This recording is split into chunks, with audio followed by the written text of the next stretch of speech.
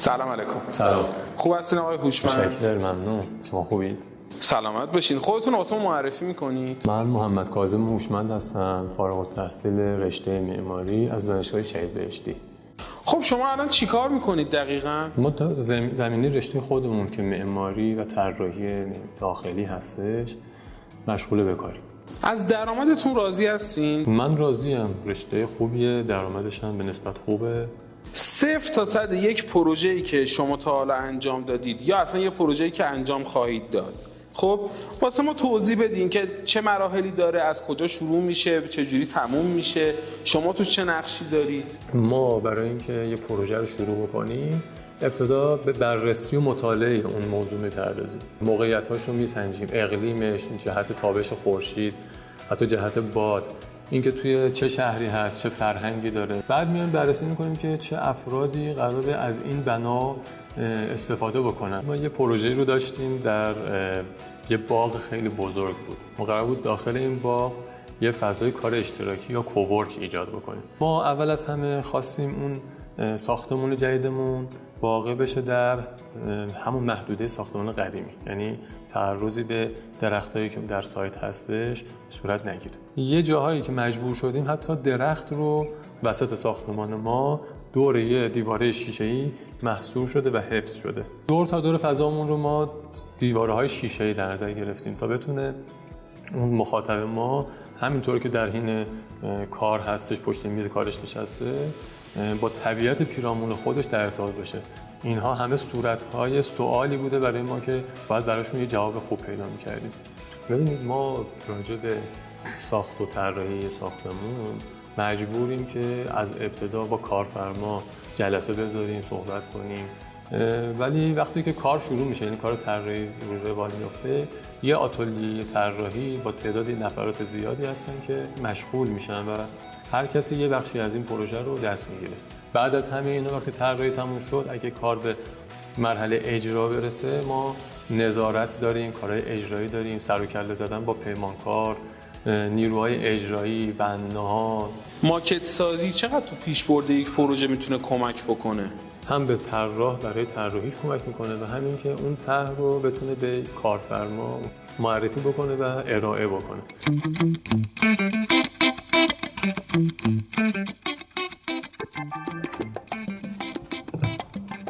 خب آقای هوشمند الان داریم بریم کجا؟ با هم بریم یه دوری بزنیم، ساختمون رو ببینیم از نزدیک، یه دوری بزنیم ببینیم چطور. خب من یه سوالی دارم، یه مهندس معمار فرقش با یه مهندس عمران تو چیه؟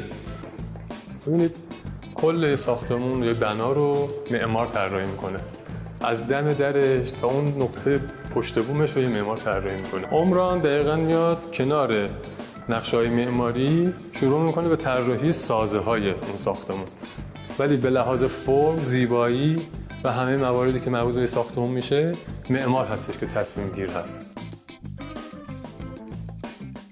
خب آقای هوشمند اینجا هیئت مجموعه که شما طراحی کردید، درست میگم؟ بله درسته. علت این دالونایی که تو دیوار هست یا انتخاب این رنگ سفید واسه این محوطه چی بوده؟ میتونید به ما دلیلش رو بگید؟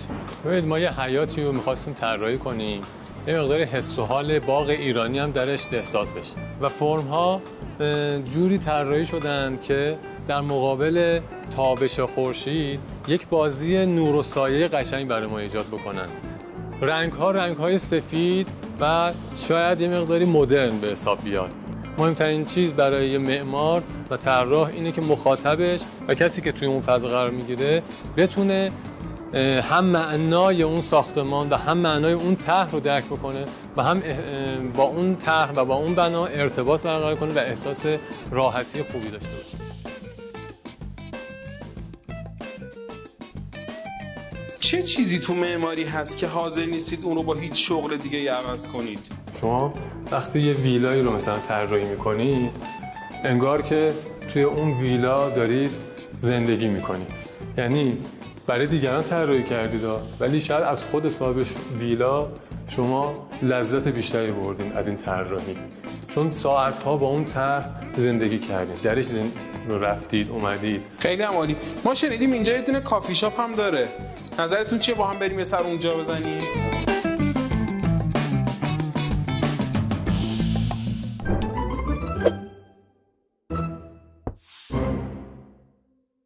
خب بخش اول کف بازار رو دیدیم. آقای رازی از رشته معماری اینجا ماستمن ترش است و مهمان امشب ما در یک شب بارانی و صدا بردار خسته کن کسیه که در 21 سالگی مسیر زندگیش رو به سمت موفقیت تغییر داده و اساساً عدد 21 براش یادآور خاطرات عجیب، تلخ و همزمان شیرینیه. مهمان امشب ما سرکار خانم نجمه پودینه. خوش آمدید سرکار خانم. خیلی متشکرم. با اون دوربین یه سلام علیک با بینندگان در منزل کنید، بریم سراغ گفتگومون. سلام عرض می‌کنم خدمت شما و بینندگان عزیزتون و خیلی متشکرم از دعوتتون. سلامت باشین، خدمت از ماست. متشکرم. خانم پودینه چی شد که فکر کردین به رشته معماری علاقه‌مندین؟ اساساً باید این رشته رو انتخاب کنید. از دوران کودکی من خیلی به نقاشی کردن علاقه داشتم و خب حالا معماری چون یه رشته‌ای است که باید شما طرح بزنی و یه همچین مواردی داخلش هست، حس کردم انتخاب بهتری نسبت به رشته‌های مهندسی دیگه توی رشته ریاضی. حالا واقعاً اینجوری بود؟ یعنی علاقتون که نقاشی بود، معماری چقدر ربط پیدا می‌کرد به نقاشی؟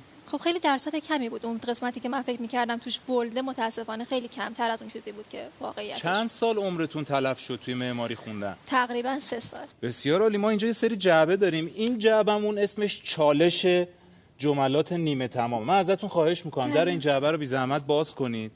همش بزنید که به صورت اتفاقی یه جمله خارج بشه، جمله رو با توجه به رشته معماری برای ما کامل کنید.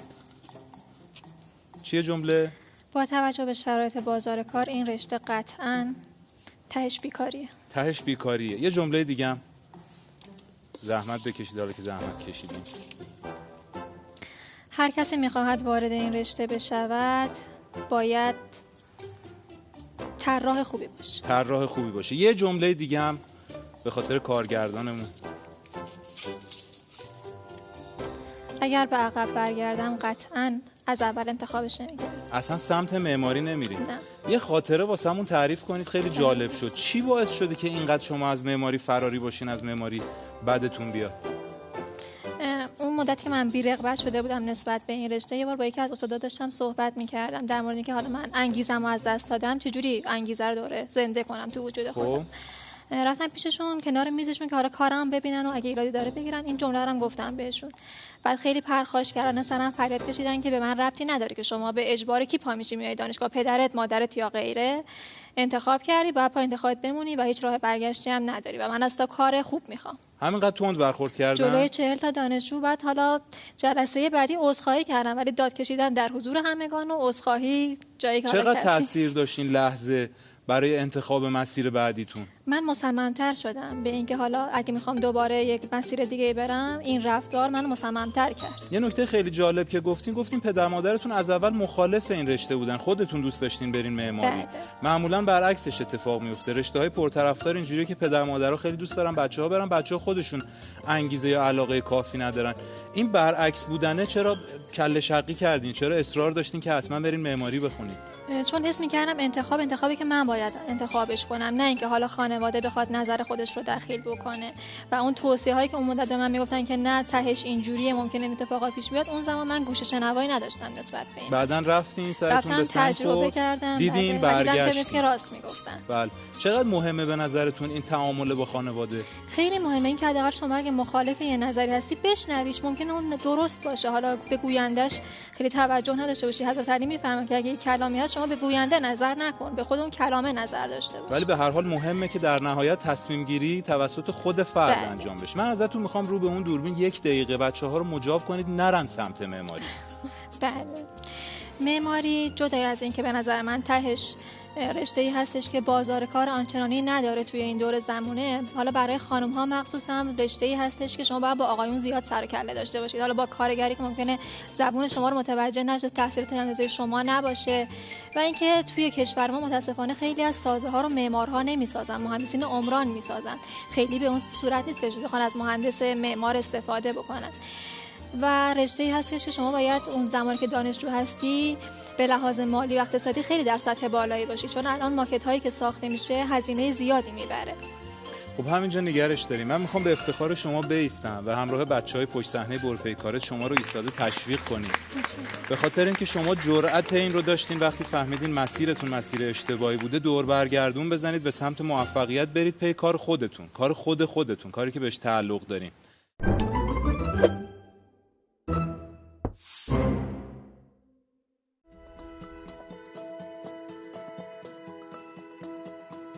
خب آقای هوشمند داریم کجا میریم الان؟ داریم میریم یه کافی شاپی که تو محل کار ما هست.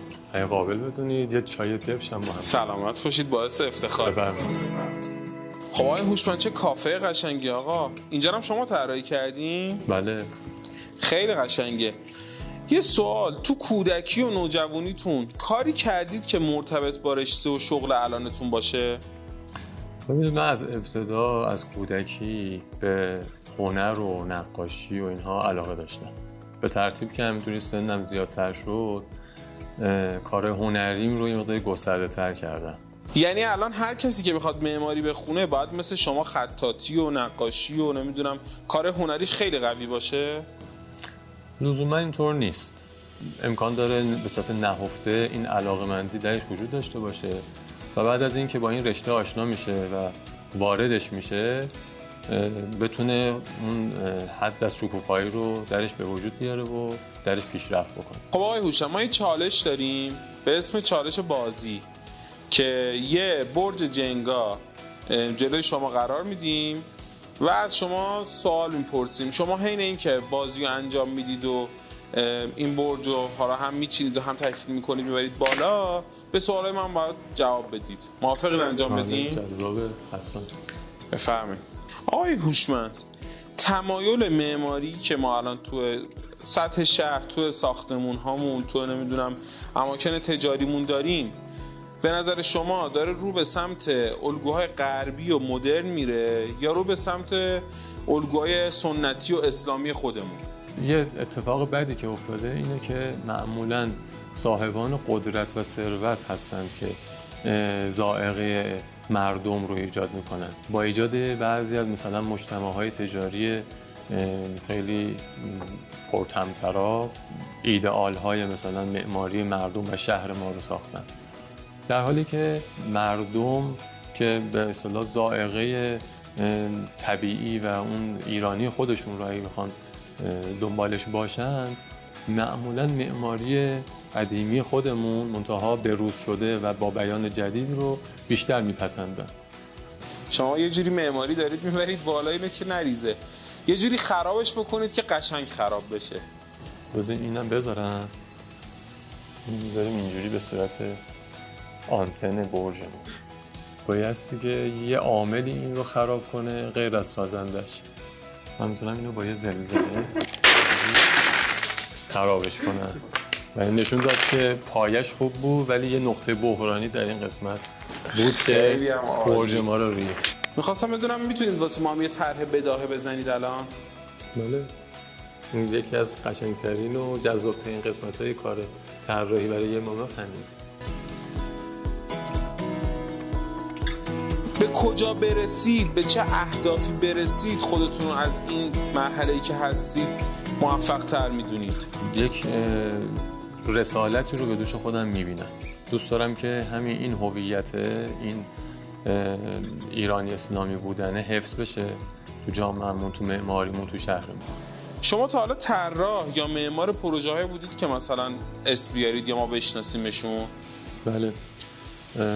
ببینید ما یه سری فضاهایی داریم به نام فضاهای کار و نوآوری. یکی از پروژه فضای کار اشتراکی پارادایس هاب هست. یکی دیگه هارت تک هست یا مرکز همایش‌های سلام.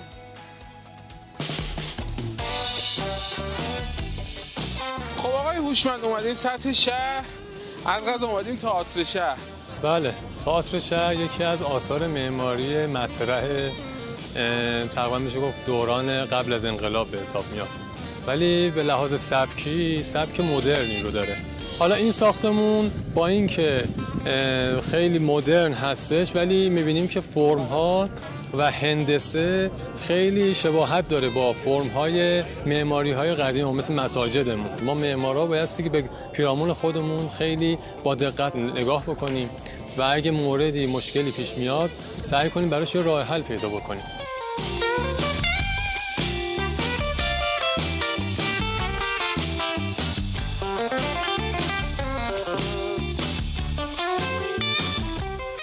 خب آقای هوشمند خیلی ممنونیم که وقتتون رو در اختیار ما گذاشتید. خیلی با صبر و حوصله واسه ما کامل توضیح دادین. از شما ممنونیم. امیدواریم که تو همه مراحل موفق و مؤید بشید. خدا نگهدار. ان شاءالله که شما هم موفق و مؤید باشید. خدا نگهدار.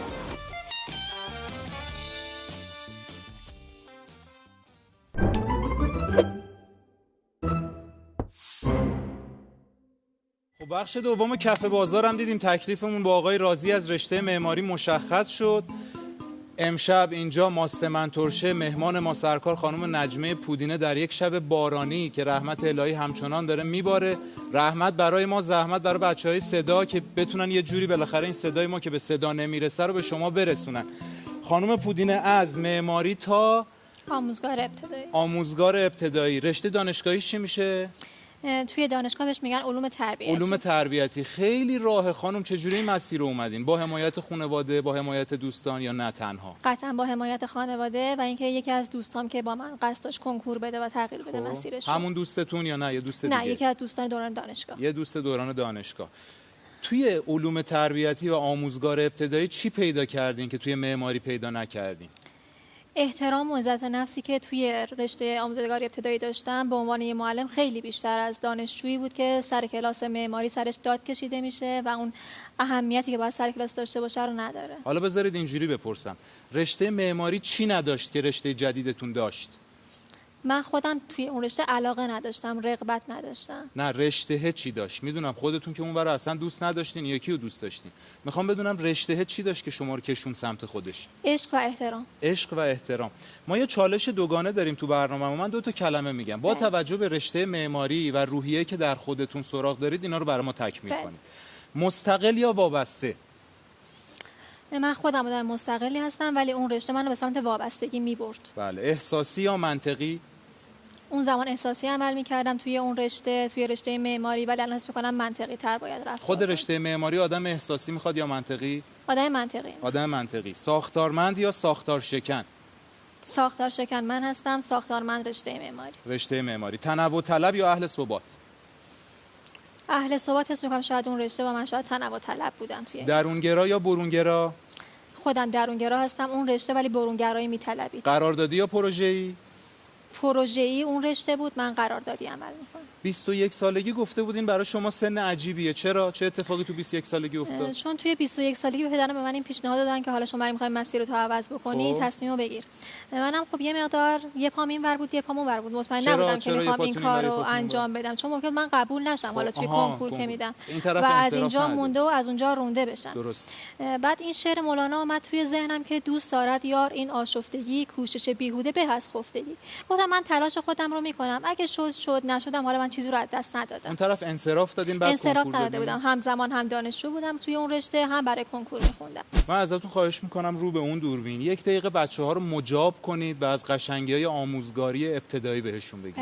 بله. خب شما وقتی وارد دانشگاه فرهنگیان رشته ابتدایی یا سایر رشته‌های مقطع‌های دیگه میشید، اولین لقبی که به شما میدن اینه که شما دانشجو معلم هستید.